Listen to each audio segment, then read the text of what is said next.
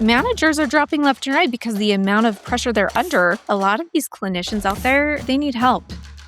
I feel like insurances, it's getting harder and harder to get the claim to them. And I feel like it's a battlefield out there. The payer requirements change often as far as documentation and how they're expecting the claim to go through. If they don't have a system in place and someone new comes in, then aging kind of blows up kind of fast. A lot of people will say, well, when I outsource, then that's an expense. There's no ROI on it. I'm going, no, you can't think of it that way. It's actually like a revenue protection. Talk to me a little bit about the clients that are nervous about signing on. Like, what's the biggest thing you have to really talk to them about to get them to say, okay, trust me with your revenue? That's the hardest part, is trusting someone else that you've never met before with your revenue. My goal is to share insights and business strategies so that dental professionals like you can grow your company. My plan is to grow this podcast to reach and support more people in our field. If you haven't yet, please consider subscribing. It helps the show grow. Plus, I don't want you to miss an episode. Thank you for being a part of the journey.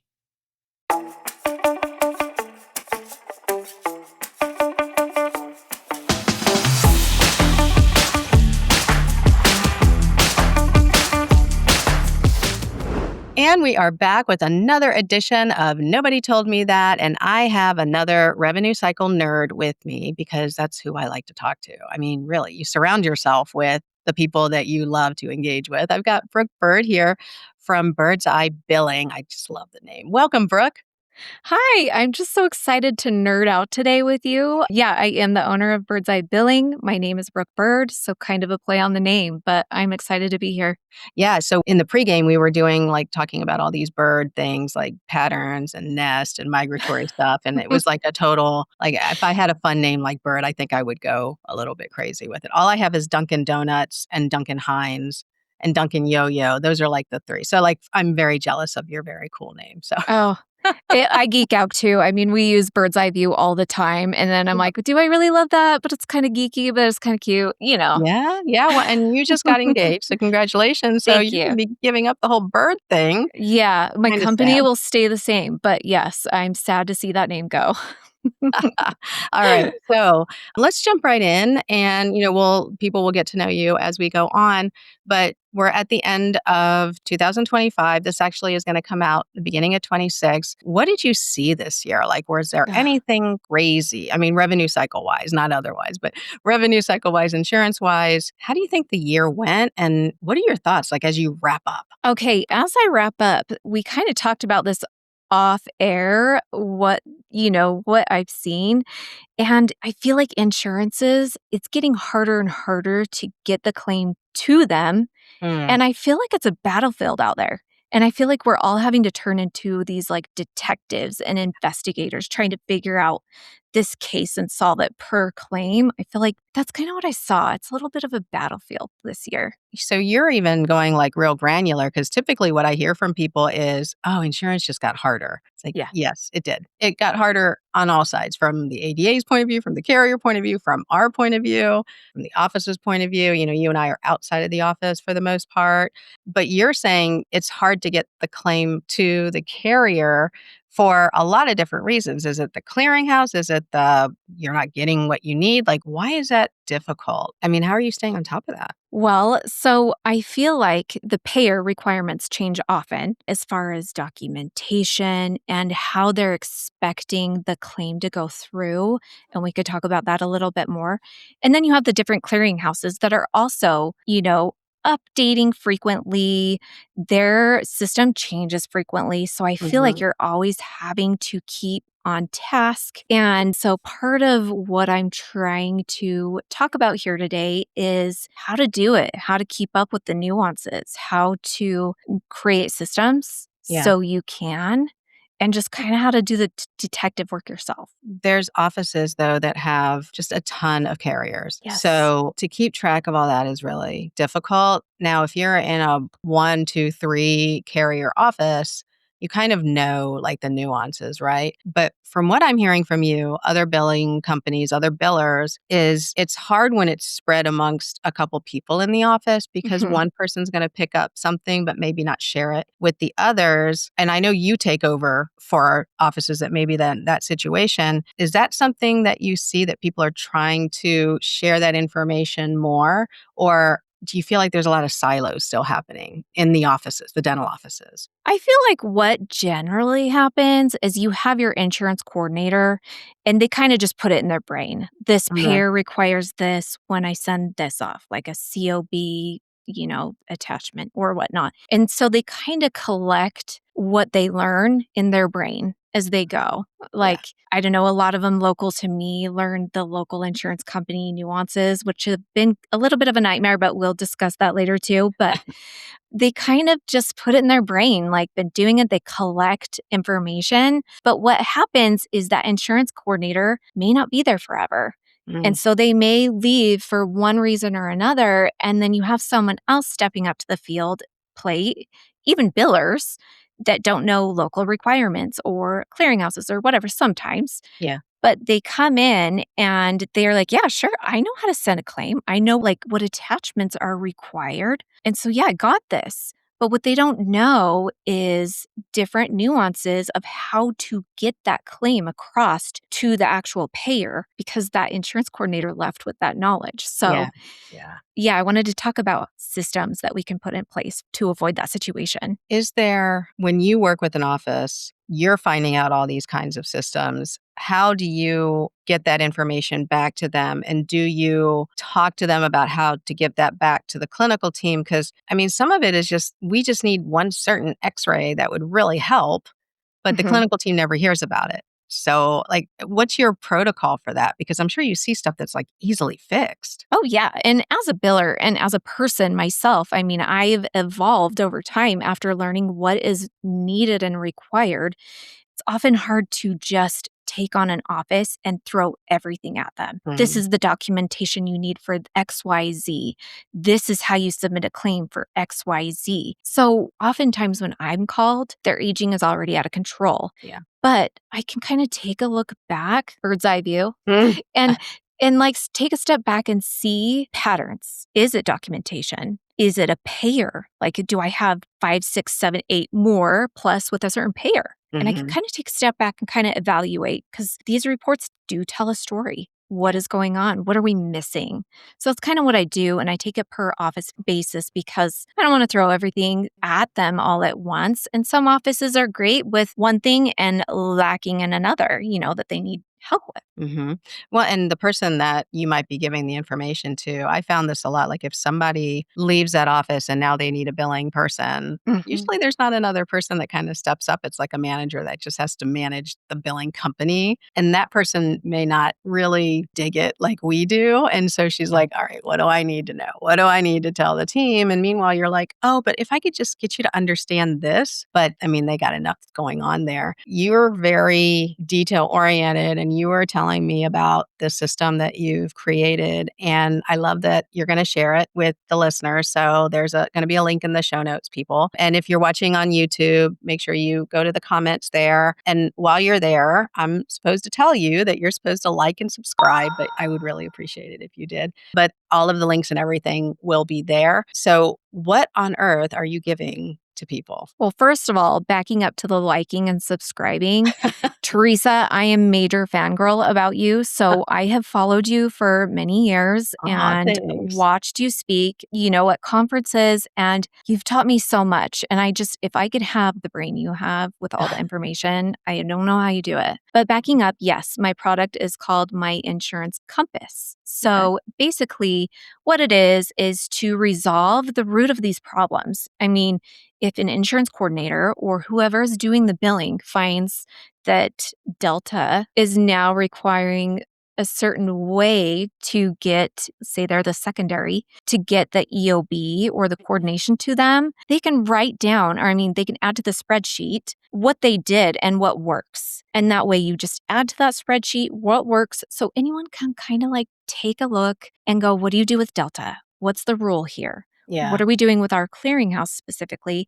And they can take it and it kind of can keep up with having claims from aging, yet things are changing. So you can update the spreadsheet when things change with a payer or a Yeah. clearinghouse. I like that because how many times have we seen that this one particular plan that we're working in, let's say Delta of Utah, let's just say Mhm. because you're from Utah, the free state of Utah. And so we will see a plan from Delta and you can go into your Compass and make a note of it. But normally what we do is just make a note in the practice management system, but then we close it out and go on to the next person. But what if we see 3 or 4 plans that have this one requirement? Like maybe you come across 2 plans that actually will pay 4 quads of SRB on one day. Like it's actually in the notes that they will pay for it on one day. You're going to be sitting there going, I know there's a plan. What was that patient? You're going to spend all your time looking back for that patient. And then if you make a note in there and you see like, okay, 2 plans. Okay. Oh, look, this year 3 plans are covering that. Like that's a Yeah. really good way to spot the trends. I'm kind of jealous because usually like I've just got a lot of post-it notes and little notes in my phone because every time I go out on the road, like people are telling me this, this, this, and I'm like, keep track. Like that's genius actually to just put it all on a spreadsheet. I'm used to tracking like the payer number and the website, but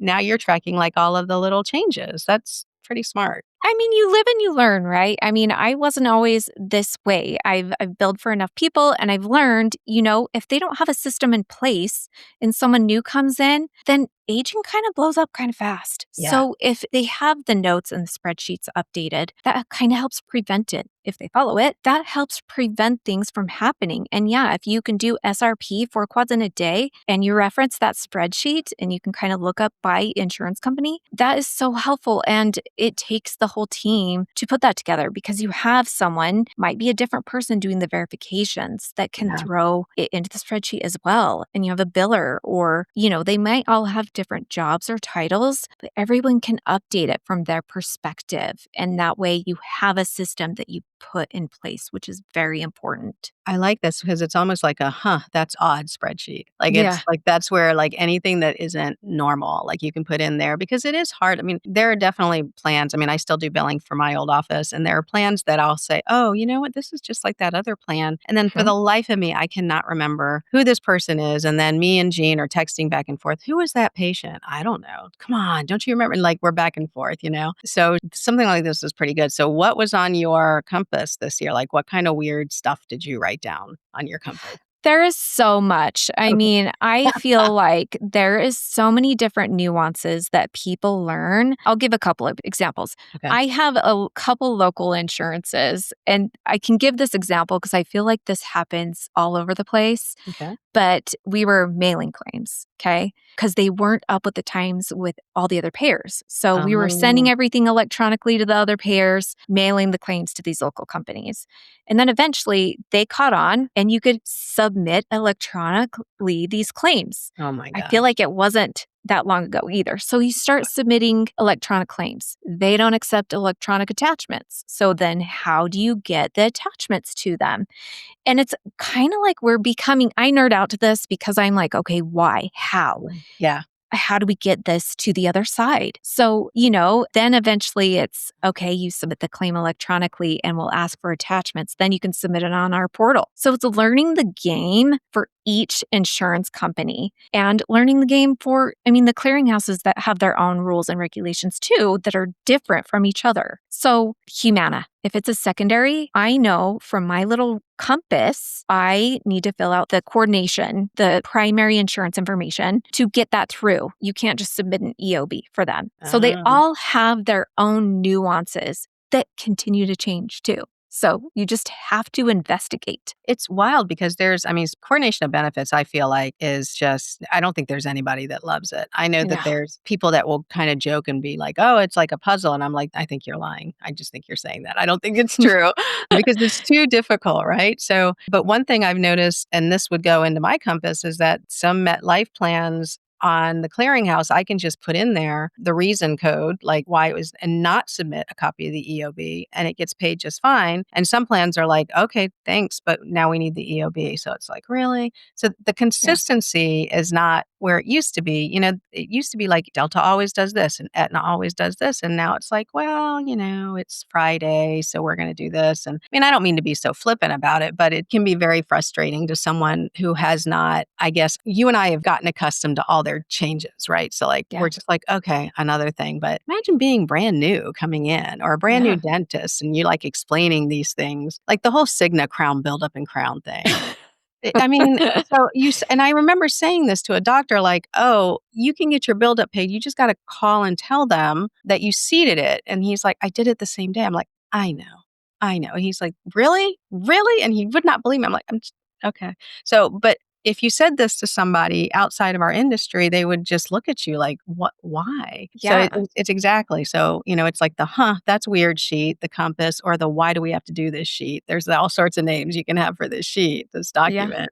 So when you're talking about secondary insurance, so with Humana, you've got to go onto the Humana site and fill it out there, or is there a Humana form now that I've got to download? Oh, I just fill it out on Vine. Okay. Or, if actually on Humana for the clearinghouse for dental exchange, I'm not entirely sure. But Okay. I do know for dental exchange and Vine, some of these Delta plans, you have to actually go into the claim itself and update the coordination, Yeah. your primary, and you put the reason codes and you have to update it in the claim itself to get it to pass through now. And I like that. Like, Yeah, that's part of keeping up. well, and it's experimenting, right? Because Yeah. like that MetLife example, like if I didn't just say, hey, you know what? Let me just take a chance. This is a Profi claim. All right, a week out. I can live with a week delay in payment. Let's just see. And if I hadn't tried that, I wouldn't have hit on the fact that that plan does not require the actual EOB image. They just want the reason codes like we talked about. Mhm. And so it's all that kind of experimentation. And I feel like that's kind of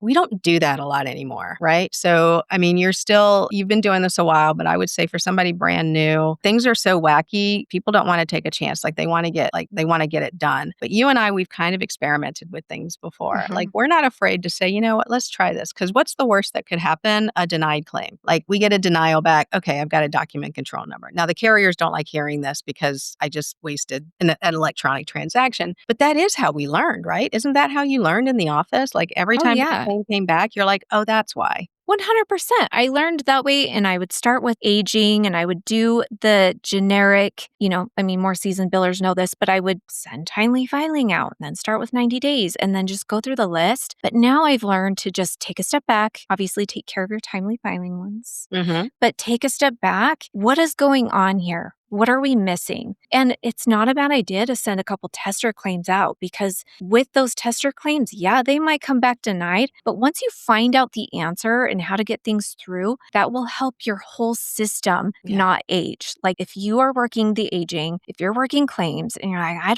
this keeps coming back, you investigate, you do detective work. Yeah. You hop on DRN and sign up with Teresa Duncan and you find out what everybody else is doing. That is actually, there's a lot of activity in the chat. Like, hey, are you guys seeing this? And are you guys seeing this? And that's the beauty of it because, and like a lot of times on Facebook, I can see people don't want to share EOBs, which I completely fine with. But on DRN, obviously no one's sharing personal information, but somebody will whip it out and be like, look at this. And I kind of like that. But it's funny, the timely filing. And so not everybody who listens has our experience. So real quick, timely filing is you have a certain period of time from the date of service to file the claim. Most of the time it's a year, but it really has been been going down to 90 days and 6 months, which is really not a lot of time if you're like battling a primary claim and you've got secondary involved. So what Brooke is saying is that, go ahead and file the claim. You've got a document control number attached, and then you find out how you can fix it. But that would, I guess, go on your compass too, like the different timely filings, like the small plan that you're talking about that wouldn't even accept paper claims. They might have a very tight timely filing deadline. I find a lot of union plans have very tight timely filing deadlines because they're smaller and they can do that. So you'd put that on the list as well, like all these different. Yeah. I mean, it's good to know because, there are local plans everywhere that someone might know about, but then there's plans that are kind of national. And yeah, you want to know if it's less than a year, how much time you have. Yeah.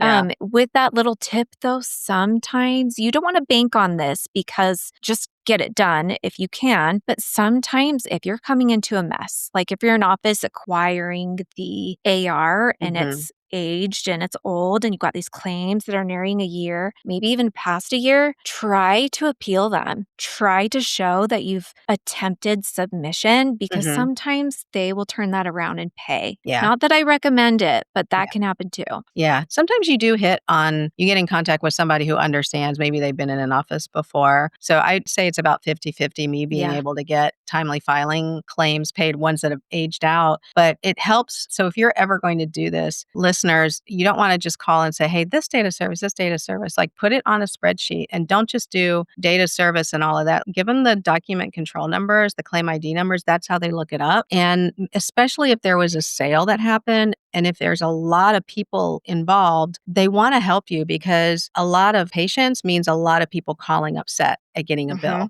And they'd be upset at you, but they'd also call the carrier. So sometimes you will hook into somebody that's like, you know what, let me take care of this, especially you're new, you just got on the network, whatever. So, and then those are like your angel carrier reps. Like you Yeah. definitely want to send a thank you card to those because. You pull out the heartstrings, come up with amazing, like, Yeah. tearful letter, Yes. you know? Yeah, And but then you're you also document the like, claim number. but you're right.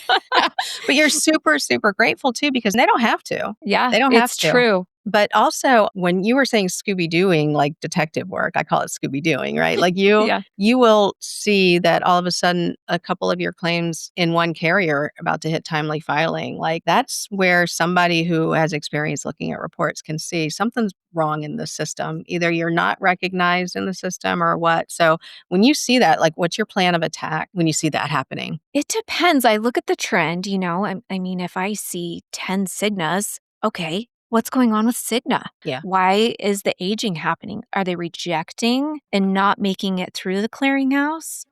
Are we sending it correctly to the payer? Sometimes it's like we've been talking about the detective work on how to get it through. Sometimes, though, are we doing verifications? Yeah. Do we have the correct information to get things to the insurance? Yeah.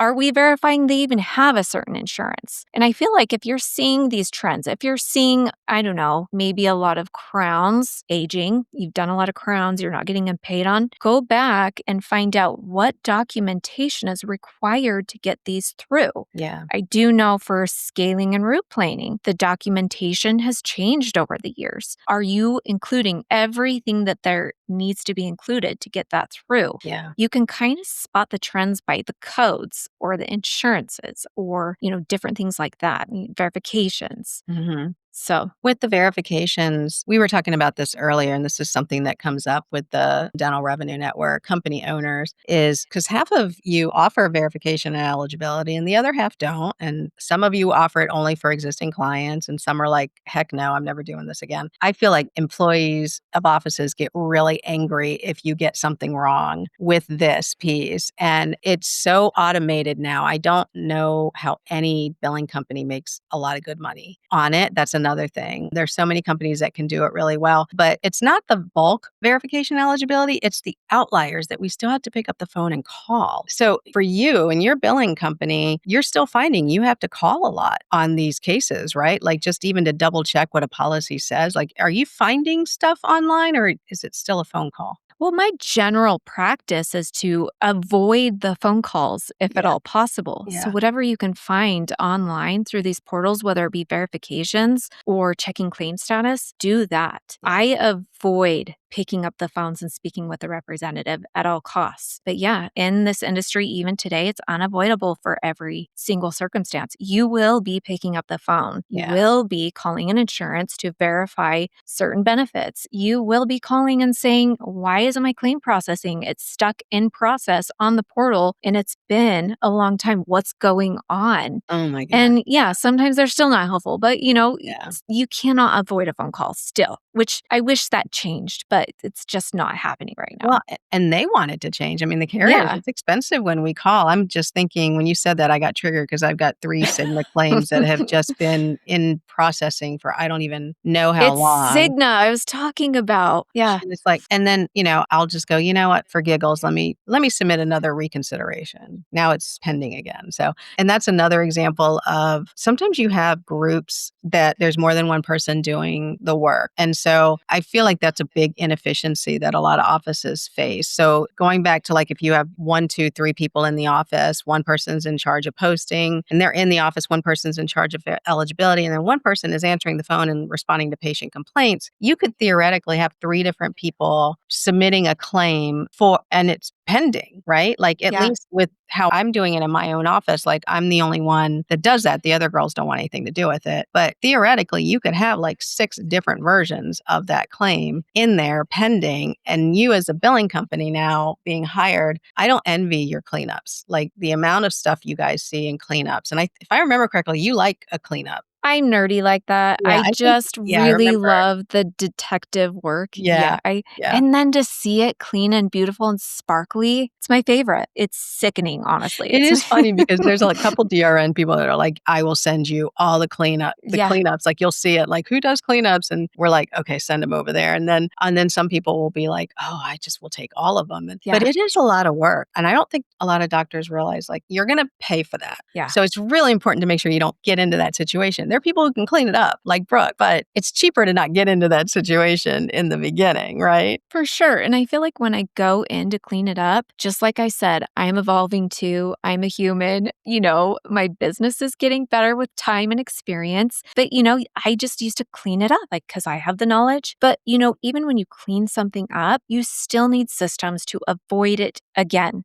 So when I'm taking on a project now, it's okay, what do we do to correct that? This is what I found. So that compass helps avoid that. Cleanup's nice, and the doctor would appreciate looking at this cash flow, having things cleaned up, having it beautiful. The office manager is less stressed, but it's just going to happen again Yeah. if we don't get educated, if we don't do our work and our due diligence. But, the office managers in this field, the front office staff, people are getting so burnt out, is so much to keep up with. It's funny because I was talking to another consultant colleague of mine, and she said, "I feel like we really throw this burnout term around." And I said, "I don't think so." I said, "You Mm-mm. need to talk to some of these people that sit in my class." And like, I remember one girl, she was about my age, and she's like, "It's not getting better, is it?" And I said, "I don't think so." I said, "Especially with compliance, I don't think so." And she's like, "I need to get out." And it was just a lot. And a lot of her reason was because of the lease networks. The lease Ugh, networks are burning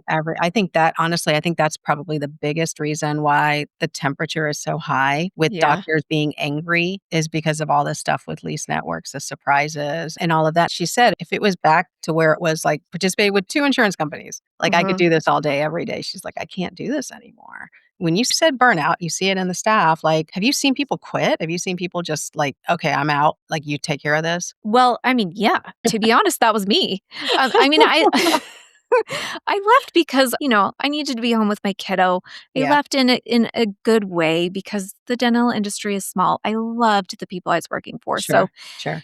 but to be honest, yeah, I was burnt out. The amount of stuff, since I'm on the other side, the amount of education I've had to keep up with to learn, and the amount of investigating, like we've talked about, Yeah, it is so hard to keep up with. And that is just one side of everything you have to deal with in the industry. And yeah, the leased networks, I have a friend that is an office manager. I talk to her every day. We bill for her. And that's another thing about billing is you become friends. You're helping these office managers because they are burnt out. And I yeah, know I'm throwing the term around a lot, but we talked about, is it even worth it to do the leased networks? Because yeah, they're tricky. You got to keep up with them. You got to audit. You got to spot audit your EOBs to make sure they're paying correctly. It's not an easy task. And yeah, it's questionable.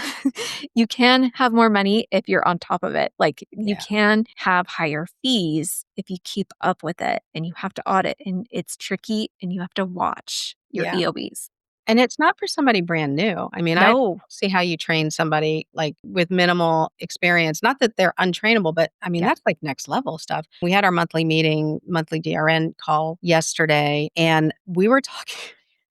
exactly what you're saying. One girl's like, okay, I need to get out of this. And I'm on MetLife. And everybody was like, well, if you get out, then you can pick up through here.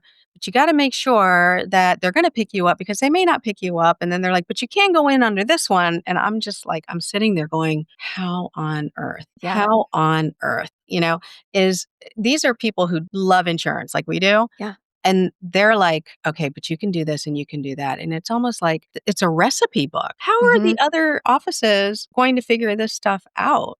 So I don't know. I think it's Yeah. hard. I think it's very hard. It is. You throw it on the compass, first of all. But secondly, I feel like the job of, being in charge of the cash flow and the insurance and the lease networks and all of the nuances is a full-time job. I feel like the position in the industry has changed from the office manager doing it all to, you have an insurance coordinator or you fully outsource. I feel like all of these little nuances have caused such changes in the industry. If you want your cash flow coming in, you need someone that can keep up with this stuff. It's hard. A lot of people will say, well, when I outsource, then that's an expense. There's no ROI Mhm. on it. I'm going, no, you can't think of it that way. It's actually like a revenue protection. Like you're protecting yourself against losing money because the leaking in revenue is real in dentistry, 100%, with the amount of discounts, with the amount of write Yeah. offs and all of that, right? I know you've seen it. As far as bringing on a billing company, talk to me a little bit about the clients that are nervous about signing on. I'm sure some are like, I just need you to get to work. Like, tell me what to sign. Those are great. But Yeah. there's some, I imagine most people are, especially if it's their first time, a little nervous about it. They have a lot of questions. Like, what's the biggest curiosity? Like, what's the biggest thing you have to really talk to them about to get them to say, okay, trust me with your revenue? That's the hardest part is trusting someone else that you've never met before with your revenue. But I feel like if I'm in their position years ago, I wouldn't have done it either because that's when you didn't outsource. You Yeah. could do it all. But now that I'm on the other side, I've learned that the support is there. Office managers don't have to be afraid of us,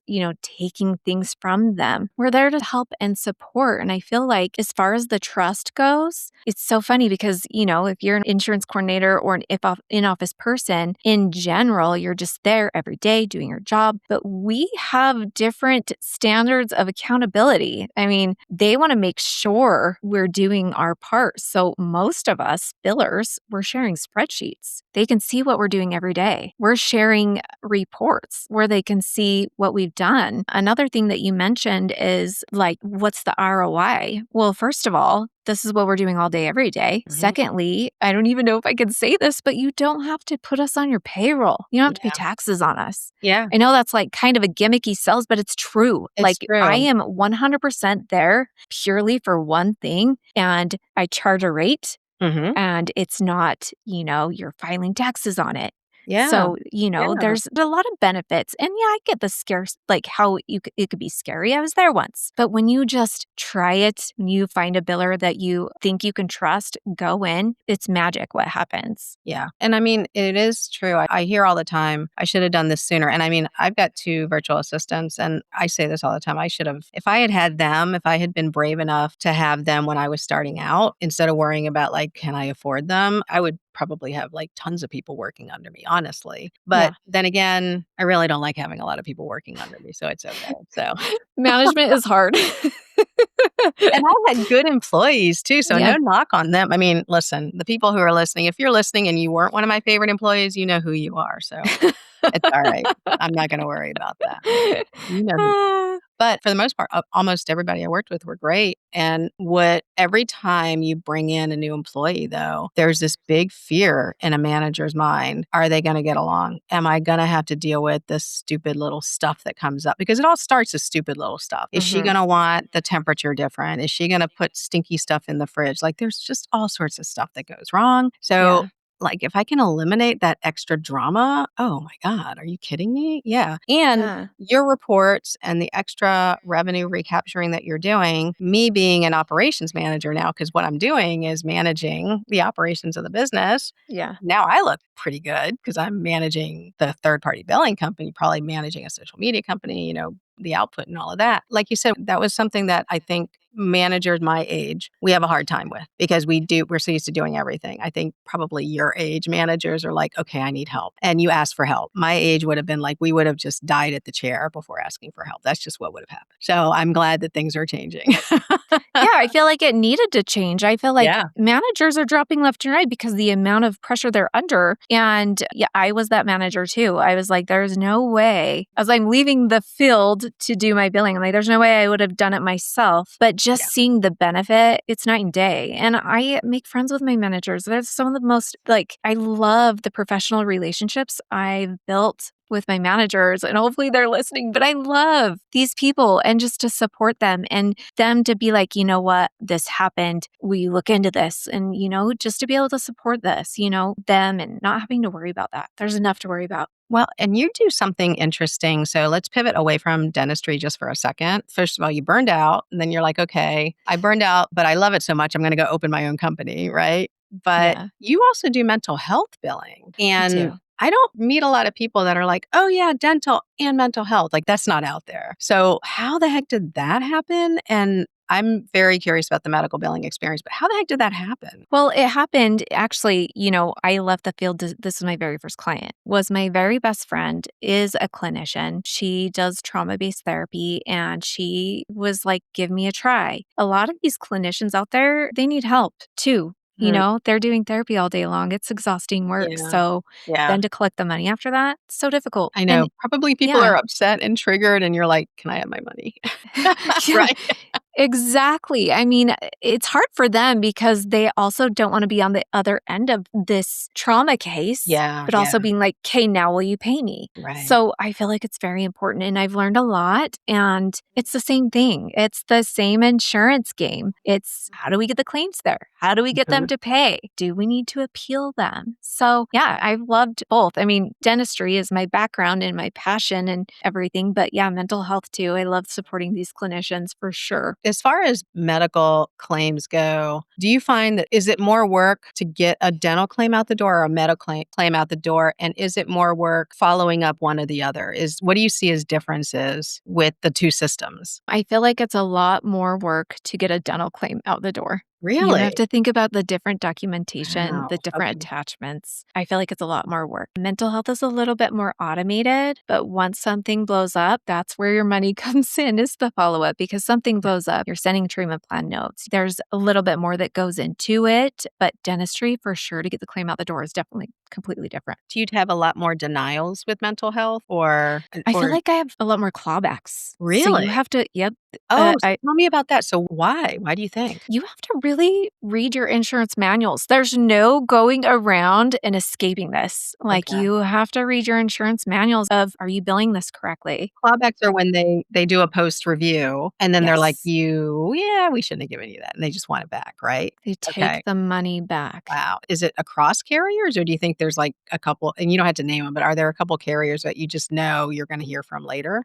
Well, this is I feel like the federal plans are a little bit harder. They make, as far as documentation and notes, you have to kind of follow and dot your I's and cross your T's with your documentation as a clinician. And it's a little bit more work intensive on the clinician side, but they're following closely. So it's more the federal plans that you're seeing that on. Do you see with mental health? I mean, I guess this would lend itself to it. Are there clinical notes that are AI assisted? Are you seeing that like either ambient or is that something that's big in the mental health space? Yeah, it depends on the clinician. I have some that still don't trust it and some that use the AI and set up their own templates to help with their note taking. And, as a biller, it's so funny because in the dental space, you have access to these notes. You have to send them off. Clinicians, as a biller, most of my clinicians don't share their notes with me. Really? Wow. So you're really just doing like diagnosis codes. And then the office codes like long visit, short visit, that kind of thing. Well, do they ask for that? Do they ever ask for like what was discussed in the notes? Maybe they can. They do, and then I get access. But some I have access to and some I don't. Clinician, it's a different world out there for sure with mental health being protected, Yeah, sure. than dental. So it's interesting because I feel like the documentation, the AI adoption and documentation is like so light speed right now in medicine and it's just kind of creeping in. I know it's going to get here fast in dental, but if you look at relative to medical, like we're already again behind. And every doctor's visit I've gone to, probably since March, in my world, has been using AI notes. And basically they're like, hey, do you mind if we record this? I've got a note thing. And I'm like, yeah. And that's it. That's it. And in dentistry, I've got all these people saying, well, we need to get a form and we need to get this. And I'm like, why do we complicate this? So I'm Yeah. very curiously watching how AI is implemented into dentistry. And I feel like we all think it's going to fix it, but I think we're still going to have issues. I do. For sure. I feel like AI is very helpful. I mean, I don't even know how to write a text message anymore from the heart. So, like, that's one thing. But I mean, it can be very helpful, but I don't think AI will completely replace, especially in the dental world, us billers and the investigation we have to do. I Yeah. don't think AI can do that. I would I love it definitely though. think it's a good tool to have for sure. Yeah, I would love to be able to have this beautiful template and then the doctor Yeah. just, puts in what they think. But the fact is, like, some doctors don't do notes until the very end of the day and then they're in a rush. And then assistants are, I just was dealing with this one. This one doctor is telling me, like, he's having to resubmit all of these claims because he did surgicals and he never looked at his notes and his assistant was documenting simple extraction for all of them. And I'm like, so part of me is like, Yeah. okay, well, but, that's something that they're going to have to deal with. But would an AI program pick up on that because you're billing for surgical and they would be like, no, they're simple all over here. That would be kind of Yeah. cool. But I To feel like, prompt what you need would yeah, be amazing. like it would be like an alert, like, no, this is not Yeah. correct before you even get out there. But at the same time, I think there's going to be a lot of implementation issues. And I think billers, you guys knowing the nuances of all of the programs and the plans are really going to help out because you would think for all of your crowns, you're going to need a bite wing and a PA. But that's not across the board. It's just a general guideline. There's like 6 MetLife plans I know of that you don't need to send in a PA for crowns at all. Just bill Yeah. them, And so I just wish it was uniform again. I know. Seriously. In that case, I'm sending everything to everybody, let's be honest. But like, I know my local plans, some of them are send the claim electronically. And if they ask for attachments, great. But some of them don't. I just had one that I put in today that just processed the crown and buildup. I had to send 0 documentation. Yeah. Yeah. So, yeah. But if I'm sending documentation, I'm sending everything I possibly can because I don't. But look what Yeah. happens, Brooke. You and I will send it without documentation. And then there's a little part of us that's like, oh, I hope I don't pay for this in a year, like when they do a Yeah. post-audit review. So it's like, Oh, we yeah. still don't sleep well. We're still like, we feel like we got away with something. Is it going to come back and like bite us in the butt, Yeah. So we know, accounts receivable has been getting a lot of action and talk on DRN. That was the big subject of yesterday's call. And we've been kind of talking about it. Like this industry has a big issue with accounts receivable. You also handle that last mile where like you do patient billing and all of that. You're seeing any trends with that? People not paying, people paying just a little bit, people like, what are you seeing in your clients? To be honest, the leased networks are affecting that. Oh, Because really? because you can put a fee schedule in. I know a lot of people do that in their ledgers, not everyone, or in their treatment planning, and they'll give an estimate. And it's hard to keep the fees straight. Yeah. Or if you have multiple dentists, you're going through a treatment plan. So what I'm finding is at the end of the day, basically, the fees might not be 100% accurate based off of what the claim comes through and pays. So then you have a little bit of remaining balance. As far as collecting that, I feel like it's great that we have text to pay. We have email. People can pay midnight if they want. I love that. I feel like it streamlines the process and it's so much easier. I feel like I'm making much less personal phone calls. So if they're going to ignore a text, they're definitely not going to answer your phone. Right. But you still have your outliers where they're still not paying. You have to push the issue. I've still done collections. So I would say, the automation in the billing process is very helpful in getting collections faster, easier, but it's still the same problem. Like you will always have an AR, I feel like. Yeah. But you're right, though, about how we're not getting it right, the estimates. And I think it's an industry problem. And I'm not assigning any blame to, if you're an insurance coordinator or a treatment coordinator, I'm not assigning blame to you guys. I think, No. like you said, the lease network piece has gotten so difficult. And the problem I see is that if you don't feel confident when presenting fees, that's going to come across. Each time you Yeah. give a presentation, it's going to come across. And you're going to feel like you'll say something like it'll be $200. And who's going to want to pay you $200 if you're saying it like that, right? Like you need a pit bull. Like it's $200. Let's go. Yeah. This is what it is. I'm so Yeah. sorry, but this is what it is. Don't say sorry though. Right. Don't say. But I will say though that, a lot of the new office people are really nervous about asking for Mhm. money. So did you have a problem with that? I did at first, to be honest. I feel Okay. like everyone kind of coming new into the industry or assistants moving to the front office, when you're not used to it, you naturally have this more uncomfortable tone. Yeah.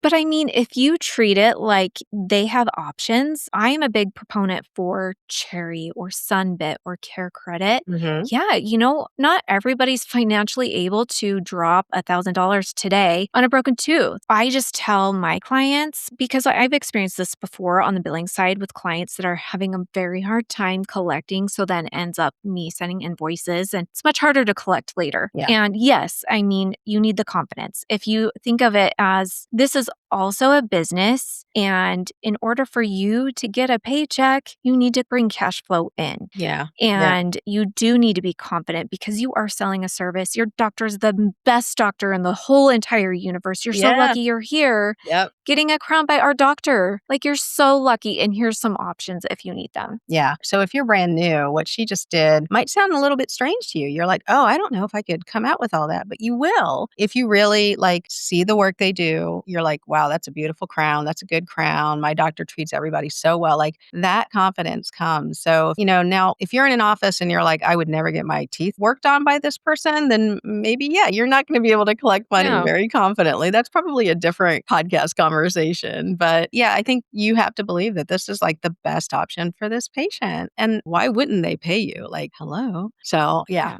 we need to Well, get and if rid of you're going to the doctor, and I'm not to say don't have empathy for these people, because let's be honest, we've all been in a financial situation where it's Sure. hard. You Yeah. know what I mean? Especially now this year, I feel like everyone's struggling. But, if you're going to a doctor's office with a complaint, you're sick, you're whatever it is, you get a prescription, and then, the front is collecting your $50 copay, or you don't have insurance. It is no question that you're paying that. You know Yeah. what I mean? You're there, you're going to get that prescription, you're going to get that MRI. I Yeah. feel like they're there to help you and treat you. You're there for a reason, let them. But yeah. It never occurred to me to say no when somebody asked me for payment. I should try that sometime.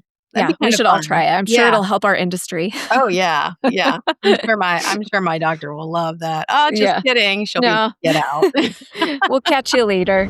Are you a dental biller feeling overwhelmed and isolated? I get it. The world of revenue cycle management is complex and ever-changing. That's why I created Dental Revenue Network. Our membership community was created to help you become a better revenue cycle manager and small business operator. Say goodbye to feeling alone and hello to a supportive community of dental billing professionals.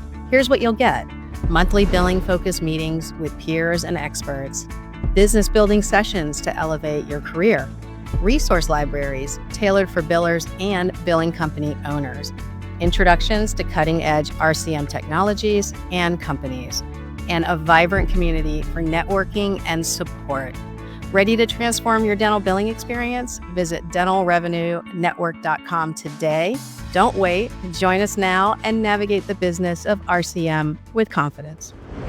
Oh, that's funny. Look, the time has flown. So let's do this. Let people know how to find you. And then you're going to give them their insurance compass. So the link will be in the show notes and everything. But Brooke, how can people find you? Well, they can go to my website. There is a link to schedule with me if they choose to do so. It's simple. It's birdseyebilling.com. The bird is plural, since I notice some people get it wrong. So birdseyebilling.com. And my email is Brooke with an E on the end at birdseyebilling.com. And adore the website when you get there because our friend Amanda Yes. Demora created that website, right? She's the one who did Yes. that, and her company won Wild Brand. So she did a really good job. And she was actually, your site was the one where I was like, what's with all the scripts? I mean, your site's beautiful, but I have to give her a hard time because like she loves her scripty font. And I'm like, I'm old. I need regular font. So it always cracks me up when I go to your site because I'm like, I got to tease Amanda again. So, but Yeah, it is the a font beautiful site. wars. Yeah. But yeah, hey, if you're needing a website too, let's just throw Amanda out there because I love my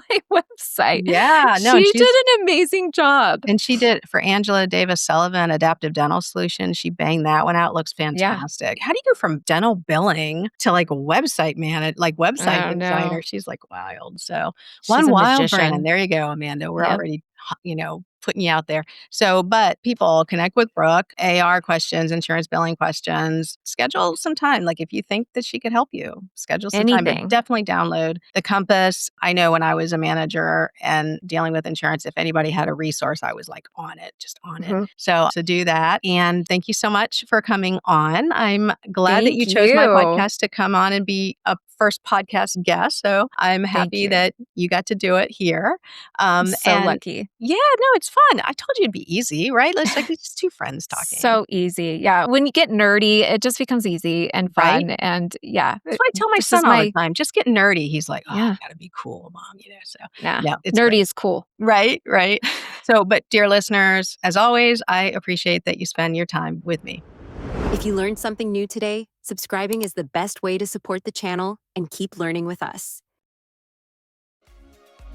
We're all super busy, so thank you for making time for me today. The show notes will have any links that we referenced in the episode. You can also find links for my book, events, and my online insurance course, Dental Insurance Design and Management. I speak often around the country on management and insurance issues. Come hang out with me in one of my classes. I promise you'll laugh and learn.